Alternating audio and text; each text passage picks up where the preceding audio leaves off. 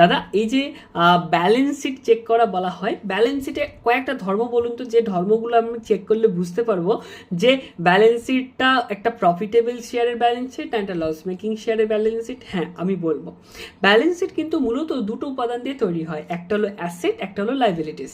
এই অ্যাসেট সাইডে আমাকে বলে যেটা আমার রয়েছে, আমার অধিকার, কোম্পানির অধিকার, আর একটা হলো লাইবিলিটিস অর্থাৎ যেটা শেয়ার হোল্ডার বা ডেট হোল্ডারদের অধিকার। এই লাইবিলিটিসটা কি হতে পারে? লোন হতে পারে বা কোনো পেয়েবেলস হতে পারে, যাকে আমার পয়সা দিতে বাকি রয়েছে, অর্থাৎ আমি যাকে দেবো সেই সমস্ত লাইবিলিটিস।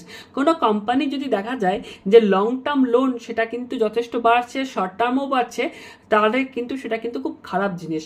এবং অনেক সময় দেখা যায় কোম্পানি কি ডেট ট্র্যাপে ফেসে যায়, অর্থাৎ লং টার্ম লোনকে কি করে শর্ট টার্মে লোন নিয়ে সেটাকে চোকায়, তাহলে কিন্তু খুব খারাপ দিক। আর কোম্পানি যদি ফিক্সড অ্যাসেটের মধ্যে খরচা করে, যদি ম্যানুফ্যাকচারিং কোনো কোম্পানি হয়, তাহলে কিন্তু সেটা খুব ভালো দিক। তাই ব্যালেন্স শিটে আমরা এই দুটো জিনিস আমরা